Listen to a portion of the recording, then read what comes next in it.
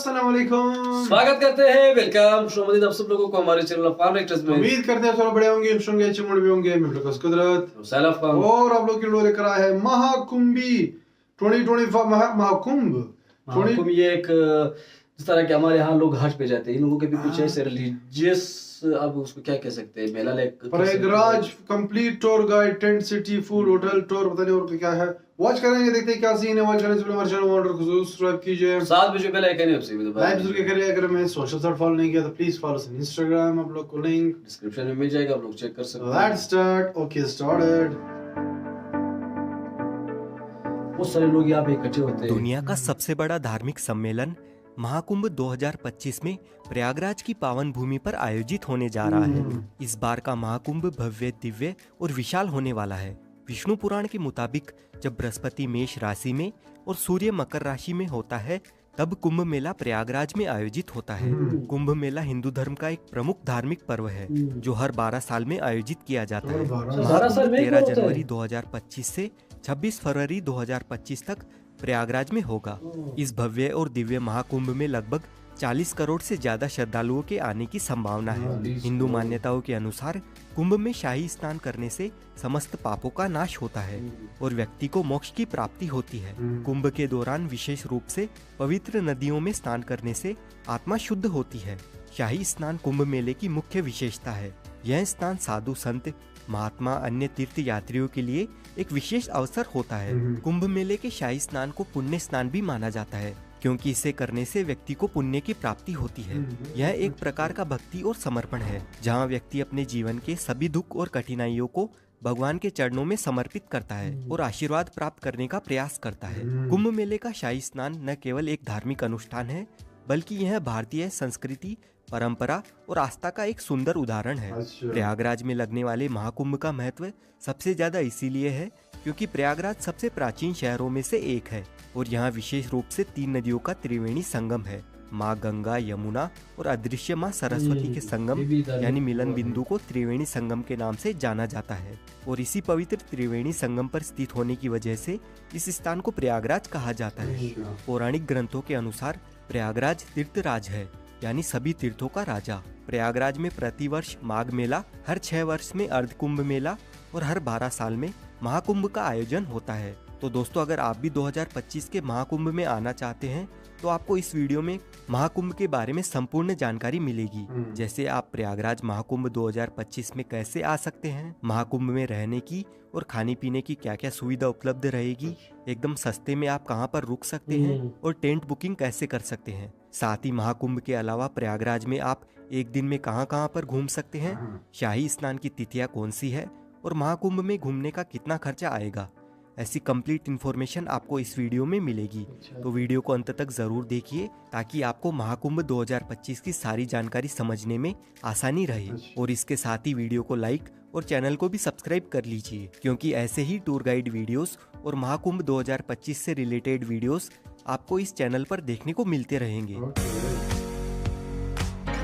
इस बार का ये महाकुंभ 45 दिन तक चलने वाला है, यानी कि हर दिन यहाँ पर आपको 3 से 4 करोड़ लोग देखने को मिल सकते हैं। और इतने सारे श्रद्धालुओं के लिए महाकुंभ मेला क्षेत्र को 25 अलग अलग सेक्टर्स में बांटा गया है और इतने सारे लोग एक ही जगह पर गंगा स्नान तो नहीं कर पाएंगे, इसलिए 7 पक्के स्नान घाट भी बनाए गए हैं। और साथ ही कुंभ मेले का क्षेत्रफल 3200 हेक्टेयर से बढ़ाकर 4000 हेक्टेयर किया गया है, जहां पर कल्पवासियों के लिए तंबू बने हुए हैं और यहां पर मेले के दौरान कई कथावाचक मौजूद होंगे जो कि कथा करेंगे। उनके लिए पंडाल बने हुए रहेंगे, लोगों के खाने पीने, सोने और शौचालय की व्यवस्था भी रहेगी और बहुत सारी चीजों की फ्री सेवा रहेगी। अगर अभी भी आपको लग रहा है कि यह कोई छोटा मोटा कुंभ है, तो आप इसका अंदाजा इस बात से लगा सकते हैं कि इस महाकुंभ को हैंडल करने के लिए यानी सिक्योरिटी देने के लिए 37,611 पुलिसकर्मी रहेंगे और इस पूरे संगम को साफ सुथरा रखने के लिए 22,000 से ज्यादा सुरक्षा कर्मचारी होंगे। इसके अलावा कई एनजीओ अपनी सेवा प्रदान करेंगे और इस पार से उस पार आने जाने के लिए गंगा यमुना की जलधारा पर 30 पीपा पुल का निर्माण हुआ है, जिसे पांटुल पुल कहा जाता है। यह मेला न केवल भारत के लिए बल्कि विदेशों से आने वाले लोगों के लिए भी एक महत्वपूर्ण अवसर है। ऐसे में प्रशासन ने इस भव्य आयोजन को सफल और सुरक्षित बनाने के लिए व्यापक तैयारियां की है। मेले में आने वाले श्रद्धालुओं के लिए यात्रा की व्यवस्था को सुचारू बनाने के लिए अलग अलग रास्ते निर्धारित किए गए हैं। प्रयागराज शहर के चारों ओर यातायात का प्रबंधन इस तरह से किया गया है कि लोगों को किसी भी तरह की समस्या का सामना नहीं करना पड़ेगा। प्रशासन ने शहर के अलग अलग हिस्सों में पार्किंग की व्यवस्था भी की है,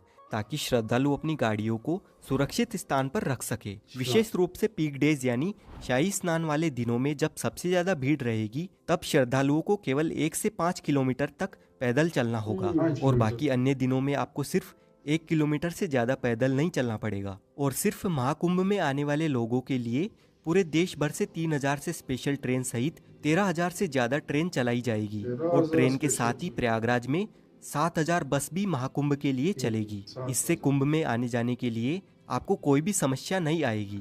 अब बात कर लेते हैं प्रयागराज कैसे पहुंचा जाए। देखिए, प्रयागराज में काफी सारे रेलवे स्टेशंस बने हुए हैं, जैसे Prayagraj junction, Prayagraj Rambagh, Prayag Sangam, Naini junction, Prayag Chheoki junction, Daraganj, Subedarganj, Bamrauli, Phaphamau junction और झूसी। अगर आपके यहाँ से इन रेलवे स्टेशंस तक ट्रेन आती है तो आप इनमें से कहीं पर भी आ सकते हैं, जो कि त्रिवेणी संगम से 7 से 8 किलोमीटर के डिस्टेंस पर ही है। वैसे सबसे नज़दीकी रेलवे स्टेशन की अगर हम बात करें तो प्रयागराज जंक्शन, प्रयागराज छिवकी, प्रयागराज रामबाग और प्रयागराज संगम ये नज़दीकी रेलवे स्टेशन है। प्रयागराज के लिए इंडिया के सभी मुख्य रेलवे स्टेशनों से रेल कनेक्टिविटी इजीली अवेलेबल है, तो आप बाय ट्रेन यहाँ तक आसानी से पहुँच सकते हैं। रेलवे स्टेशन तक आने के बाद संगम तक पहुँचने के लिए आपको रेलवे स्टेशन के बाहर से ही 20 रुपए के चार्ज पर शेयरिंग ई रिक्शा मिल जाएगा। प्रयागराज पहुंचने के बाद सबसे ज़रूरी बात रहती है यहाँ पर रहने की क्या सुविधा है और टेंट बुकिंग कैसे करें। तो अगर आप टेंट बुकिंग करना चाहते हैं तो आप ऑनलाइन इन 6 में से किसी भी एक वेबसाइट पर जाकर बुकिंग कर सकते हैं। सिर्फ इन 6 कंपनियों को ही यूपी सरकार की ओर से महाकुंभ में टेंट लगाने का टेंडर मिला है, तो आप गूगल पर किसी भी अन्य वेबसाइट से टेंट बुक ना करें। इसके अलावा आप अपनी सुविधा के अनुसार IRCTC के टेंट भी बुक कर सकते हैं। इन टेंट सिटी में टेंट बुकिंग के लिए आपको एक से बढ़कर एक पैकेज मिल जाएंगे। अगर आपका बजट अच्छा खासा है तो आप कोई भी पैकेज सिलेक्ट कर सकते हैं, जिसमें आपको रेलवे स्टेशन से या एयरपोर्ट से पिकअप और ड्रॉप की फैसिलिटीज के साथ ही लंच डिनर तक की फैसिलिटीज भी मिल जाती है। लेकिन इन टेंट के चार्जेस की शुरुआत एक दिन के लिए 10,000 रुपए से लेकर 80-90 हजार रुपए तक है, जिनमें सेमी डिलक्स, डिलक्स और लग्जरी डिलक्स कॉटेजेस शामिल है। और वहीं डॉर्मेट्री के लिए 1500 रुपए पर पर्सन के चार्जेस हैं, सिर्फ एक दिन के लिए। अधिक जानकारी के लिए आप कुंभ की इस ऑफिशियल वेबसाइट पर जाकर चेक कर लीजिए। वहीं अगर आप होटल में रुकने का प्लान बनाते हैं तो गूगल पर अलग अलग वेबसाइट है, जहां से आप ऑनलाइन होटल बुकिंग भी कर सकते हैं। अगर आपका बजट टेंट या महंगी होटल बुक करने का नहीं है तो प्रयागराज में काफ़ी सारी सस्ती और अच्छी धर्मशालाएं भी बनी हुई है। इनमें भी आप अपने रहने की सुविधा का बंदोबस्त कर सकते हैं और ये धर्मशालाएं संगम के नज़दीक में ही स्थित है, तो आपको और भी सुविधा मिल जाएगी। और अगर आपका बजट बिल्कुल भी नहीं है या आपको रूम अवेलेबल नहीं मिलता है तो आप बिल्कुल भी निराश ना रहे। यहाँ पर प्रशासन की ओर से महाकुंभ में अलग अलग जगहों पर रेन बसेरा शिविर की सुविधा भी उपलब्ध रहती है, जहाँ पर आप सिर्फ अपना आधार कार्ड दिखा करके बिल्कुल निशुल्क फ्री में आराम से रह सकते हैं। और अगर आप मेला परिसर में टेंट में रहना चाहते हैं और कल्पवास करना चाहते हैं तो आप यहाँ डायरेक्ट पहुंचकर किसी पंडित से जिन्होंने यहाँ पर टेंट लगाया है उनसे बात कर सकते हैं, और जो भी वह अमाउंट मांगेंगे अगर आपके बजट में हो तो आप उस हिसाब से अपना बंदोबस्त कर सकते हैं। बस आप कोशिश करें कि संगम के आसपास ही टेंट बुकिंग करें या होटल बुकिंग करें। और अगर त्रिवेणी संगम के पास आपकी टेंट बुकिंग नहीं हो पाती है तो आप होटल सिर्फ रामबाग या रेलवे स्टेशन रोड पर ही लेना, क्योंकि जितनी भी टूरिस्ट प्लेसेस है वो सभी रामबाग से 2 से 4 किलोमीटर के डिस्टेंस पर ही स्थित है। और यहाँ पर आपको सिर्फ 1000 से 2000 रुपए तक बढ़िया होटल मिल जाएगा। अब कुंभ मेले की महत्वपूर्ण तिथियों की बात करें तो 2025 में होने वाले महाकुंभ का आयोजन अत्यधिक भव्य और ऐतिहासिक होने वाला है। महाकुंभ जो भारत का सबसे बड़ा धार्मिक आयोजन माना जाता है, जिसमें करोड़ों श्रद्धालु देश विदेश से स्नान करने आते हैं और मोक्ष तथा पुण्य की डुबकी लगाते हैं। इस महापर्व में आस्था की डुबकी लगाने का हर एक स्नान विशेष महत्व रखता है, क्योंकि इन्हें धार्मिक दृष्टिकोण से बहुत ही पवित्र और लाभकारी माना गया है। जैसा कि हम सभी जानते हैं, महाकुंभ में स्नान की तिथियां ज्योतिष्य और धार्मिक मान्यताओं के आधार पर तय की जाती है और हर एक स्नान के पीछे एक धार्मिक मान्यता जुड़ी हुई है। पौष पूर्णिमा 13 जनवरी 2025 को महाकुंभ का आगाज होगा। अगले दिन मकर संक्रांति 14 जनवरी 2025 को होने वाला यह स्नान महाकुंभ का पहला प्रमुख स्नान माना जाता है। इस दिन गंगा, यमुना और सरस्वती के संगम में स्नान करना अत्यधिक पुण्यकारी होगा। फिर मौनी अमावस्या यानी 29 जनवरी 2025 को महाकुंभ का सबसे महत्वपूर्ण स्नान है। इस दिन गंगा, यमुना और सरस्वती के संगम में स्नान करना अत्यधिक पुण्यकारी होगा, जब सबसे ज्यादा श्रद्धालु पवित्र संगम में डुबकी लगाते हैं और मौन रहकर इस दिन स्नान करने से कहते हैं कि मानसिक शांति और मोक्ष की प्राप्ति होती है। उसके बाद 3 फरवरी 2025 को होगा बसंत पंचमी का दिन और इस दिन का स्नान खास तौर पर ज्ञान और बुद्धि की देवी माँ सरस्वती को समर्पित होता है। वहीं माघ पूर्णिमा 12 फरवरी 2025 के दिन संगम में स्नान करने पर व्यक्ति को जीवन में पूर्णता और शांति की प्राप्ति मिलने वाली है। आखिर में महाशिवरात्रि का पर्व 26 फरवरी 2025 को होगा और ये दिन भगवान शिव की आराधना के लिए बहुत ही महत्वपूर्ण माना जाता है और इसी स्नान के साथ कुंभ का समापन भी हो जाएगा। एक बात का आप ध्यान रखें कि जब भी जिस दिन शाही स्नान होता है उससे एक दिन पहले सारे प्राइवेट और पब्लिक व्हीकल की एंट्री बंद हो जाती है। तो अगर आप शाही स्नान के पर्व पर कुंभ में आना चाहते हैं तो ध्यान रखिएगा कि आपको एटलीस्ट किसी भी एक शाही स्नान के दिन से 2 दिन पहले पहुंचना होगा। सपोज अगर आप 14 जनवरी को स्नान करना चाहते हैं तो आप एटलीस्ट 12 जनवरी को मॉर्निंग में या आफ्टरनून तक यहाँ पर पहुँच जाए, ताकि आप अपने व्हीकल से या पब्लिक व्हीकल से महाकुंभ मेला परिसर तक पहुँच सके। अब आपको कुंभ की विशेष तिथियों और स्नान पर्व के बारे में तो पता चल गया, लेकिन ये कुंभ लगाया क्यों जाता है, इसके पीछे की कहानी क्या है, आइए जानते हैं।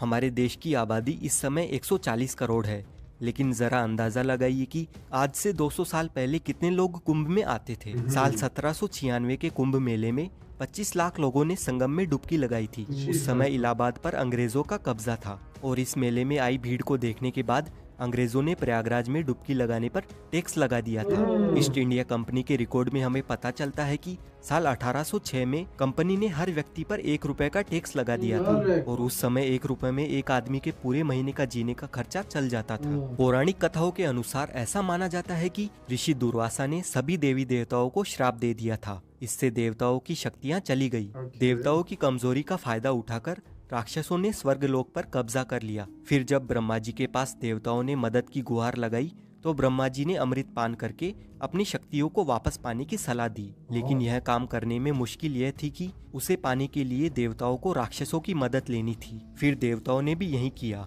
उन्होंने राक्षसों से मदद लेकर बदले में आधे अमृत को देने की बात कही और सभी राक्षस इस डील को मान गए। और फिर होती है अमृत की खोज में समुद्र मंथन की शुरुआत। बड़ी मेहनत के बाद समुद्र मंथन से अमृत की प्राप्ति हुई, लेकिन जैसे ही अमृत निकला देवता और राक्षस दोनों में अमृत को पूरा हड़पने की होड़ मच गई। इसके बाद देवता राक्षसों की आंखों में धूल झोंककर अमृत पाने में कामयाब हो गए और वह अमृत लेकर दौड़ पड़े। राक्षसों ने भी हार नहीं मानी और पूरे 12 दिनों तक उनका पीछा किया। इसी भागने भगाने में कलश से 4 अमृत की बूंदें स्वर्ग से धरती पर गिर गई।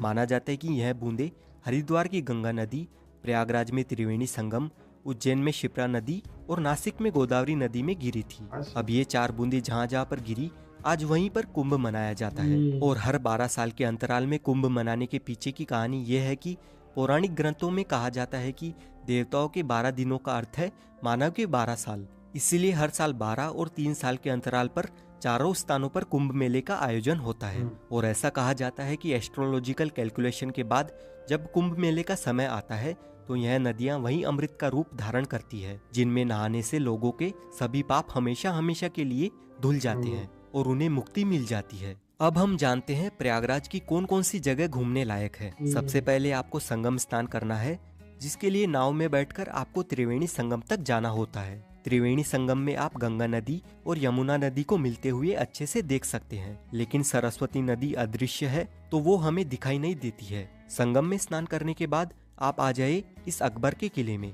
इस किले के अंदर है ये अक्षयवट, जो कि इतना प्राचीन है कि 4 युगों से भगवान विष्णु से लेकर 5 पांडव यहाँ तक आ चुके हैं। यहीं पर पातालपुरी मंदिर बना हुआ है, जिसका इतिहास काफी रोचक है। और यहाँ से पास में ही श्री बड़े हनुमान जी का मंदिर है।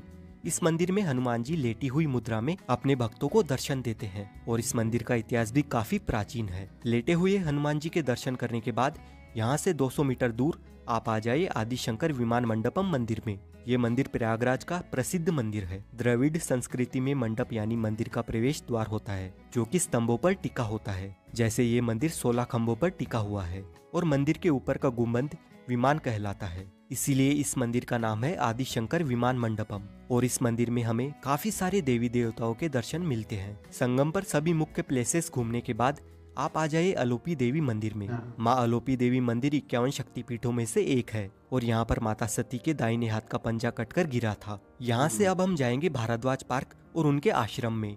लेकिन वहाँ जाने से पहले दोस्तों, अगर आप लंच करना चाहेंगे तो प्रयागराज में काफी सारे रेस्टोरेंट्स मिल जाएंगे, तो आप यहाँ पर लंच, डिनर और ब्रेकफास्ट कर सकते हैं। अब दोस्तों, भारद्वाज आश्रम के आसपास ही बाकी की टूरिस्ट प्लेसेस मौजूद है और सबसे पहले हम जाएंगे भारद्वाज पार्क। यहाँ पर आपको भारद्वाज मुनि की बड़ी सी मूर्ति देखने को मिलती है और साथ ही इस पार्क में हमें भारद्वाज आश्रम की छोटी सी झलक भी दिखाई देती है। और यहीं से 250 मीटर दूर भारद्वाज आश्रम स्थित है। अपने वनवास के दौरान श्री राम जी सबसे पहले यहाँ पर आए थे। भारद्वाज मुनि का ये आश्रम त्रेता युग का है और कहा जाता है कि कुंभ मेले के प्रवर्तक भी भारद्वाज मुनि ही थे। भारद्वाज आश्रम के पास में ही आनंद भवन बना हुआ है। यहाँ की एंट्री टिकट 30 रुपए और 100 रुपए की है। इस भवन में आपको पुराने जमाने की काफी सारी एंटिक चीजें देखने को मिलती है। इस भवन में जवाहरलाल नेहरू, इंदिरा गांधी, महात्मा गांधी जी रहा करते थे, तो उनकी काफी सारी यादें यहाँ पर संजोकर रखी हुई है। आनंद भवन घूमने के बाद आप आ जाए चंद्रशेखर आजाद पार्क में। 17 फरवरी 1931 को अंग्रेजों ने चंद्रशेखर आजाद को इसी जगह पर चारों ओर से घेर लिया था। फिर चंद्रशेखर जी ने अपनी पिस्तौल में बची आखिरी गोली अपने आप को ही मार ली थी। चंद्रशेखर आजाद पार्क के सामने पंडित जी की चाट पर कुल्हड़ वाला दही बल्ला, कचौरी, समोसा काफी फेमस है, तो आप यहाँ पर नाश्ता पानी भी कर सकते हैं। उसके बाद आप आ जाए प्राचीन वेणी माधव मंदिर में। त्रिवेणी संगम की रक्षा करने के लिए भगवान विष्णु खुद यहाँ पर विराजमान हुए थे। अब हम आ गए हैं नागवासुकी मंदिर में। इस मंदिर का इतिहास भी काफी दिलचस्प है और ये मंदिर कुंभ मेले से जुड़ा हुआ है, यानी ये वही नागवासुकी जी का मंदिर है जो समुद्र मंथन के समय रस्सी की जगह पर खुद थे। आप महाकुंभ मेला घूमकर इन सभी जगहों पर भी एक दिन में घूम सकते हैं और प्रयागराज की सभी टूरिस्ट प्लेसेस देखने के लिए आप ये वाला वीडियो देख सकते हैं। और महाकुंभ से रिलेटेड आपका जो भी सवाल है आप कमेंट करके पूछ सकते हैं। साथ ही वीडियो अच्छा लगा है तो वीडियो को लाइक और शेयर जरूर किया करें। तो ये वीडियो महाकुंभ ऐसा ही नाम है ना इस मेले का। इसमें बहुत पहले हम लोगों ने एक बार वीडियो बनाई थी, तब भी हमें बहुत हैरानी हुई थी। बनाई थी हम लोगों ने। जब इतने सारे लोग जो एक इकट्ठा आ जाते हैं, कोई रिलीजियस मेला ही कह सकते हैं, क्योंकि लोग आ जाते हैं यहाँ पे नहाते हैं, फिर जो रिलीजियस उनके जो एक्टिविटीज होते हैं वो चाहे क्या कहते हैं पूजा होती है, डुबकिया होती है। डुबकिया भी तो 3-4 तरह के होते हैं, वो सब करने पड़ते हैं और फिर उसके बाद जो टेंपल है वहाँ पे जाना पड़ता है। तो मतलब एक तरह का जो है एक बहुत ही बड़ा एक इनका एक एक्सपीरियंस यहाँ पे होता है, क्योंकि एक 12 साल के बाद ये होता है। और दोबारा दूसरी ये है कि काफी ज्यादा लोग भी 40 करोड़ के करीब लोग ये आते हैं। तो ये वाकई में बहुत बड़ा जो है एक फेस्टिवल है और गवर्नमेंट ने भी फुल फैसिलिटीज दी है। धार्मिक फेस्टिवल एग्जैक्टली गवर्नमेंट डेफिनेटली देगा। अगर इतने ज्यादा लोग आ रहे तो उनके सेफ्टी का जो है उनको वहाँ पे मतलब जो रूल्स उन्होंने बनाएंगे उसी के लिहाज से इनको तो चलाते हैं, वरना एक साथ अगर छोड़ेंगे तो ये तो काफी लोग मरेंगे भी। ये फिर बड़े होंगे। अच्छा, अंग्रेजों ने बिल्कुल ये जो उस जमाने में टैक्स लगाया, इतने हरामखोर थे कि लोग ना आए, मतलब कम आए। तो खैर अब तो मेरे ख्याल में सब कुछ फ्री हो गया होगा, क्योंकि अब इंडिया की अपनी गवर्नमेंट नहीं। अब तो कुछ नहीं, अब तो सिर्फ वहाँ पे रहने वाली जगह वो भी फ्री बनाए गए हैं, लेकिन जो फ्री वाली जगह में नहीं रहना चाहते वो थोड़े अमीर हो वो फिर वो रूम वगैरह बुक करते हैं। लेकिन वाकई में बहुत अच्छी वीडियो होती है, बहुत ही काफी लोग यहाँ पे आते हैं, डिटेल से बताया पूरे एक बहुत बड़ा एक्सपीरियंस होता है यहाँ पे। एक तो टूरिज्म का भी के लिहाज से भी लोग ज्यादा आते हैं कि टूरिस्ट यहाँ पे आते हैं बहुत ज्यादा देखने के लिए। डेफिनेटली वो भी आएंगे, क्योंकि अगर इतने बड़ा एक इनका धार्मिक फेस्टिवल है, डिफरेंट चीजें यहाँ पे लोगों को शौक होंगे। दूसरा ये है कि हिस्ट्री के रिलेटेड जो है यहाँ पे मंदिर वगैरह है, तो लोग तो डेफिनेटली देखेंगे। इसमें तो वो ये है कि टूरिस्ट उनको ज्यादा उनकी चीजों में इंटरेस्ट भी होता है कि वो लोग थोड़ा चाहिए कि वो लोग चाहते हैं कि थोड़ा हिस्ट्री के रिलेटेड जो चीजें हैं वो लोग कलेक्ट करें। इंडिया का तो यही कमाल है कि इंडिया में हिस्टोरिकल प्लेसेस बहुत ज्यादा है, तो इस वजह से भी लोग बहुत ज्यादा आते हैं देखने के लिए। और ये वाकई में आज एक अच्छा फेस्टिवल है। 12 साल के बाद है इसका, हमें थोड़ा समझ नहीं आ रहा है कि इतना लेट क्यों करते हैं। मुझे चलता भी है बहुत टाइम तक कि जो हाँ। प्रोसेस है बहुत टाइम, ऐसा नहीं कि 3-4 दिनों नहीं, की हाँ चलता ज्यादा है, हाँ। बट ये काफी लेट होता है, मतलब 12 साल के बाद जो होता है तो वो गेम बहुत ज्यादा लेट है। तो ये वीडियो थी, सोचा इंस्पायर करते हैं, बहुत अच्छी वीडियो थी, उम्मीद लोगों ने भी एंजॉय किया होगा। अगर एंजॉय किया तो प्लीज साथ में जो पहले कहने हो सकते लाइव के लिए तुम तक नहीं सब मिल रहे हैं। सो अभी के लिए इतना ही, अल्लाह हाफिज़, बाय बाय।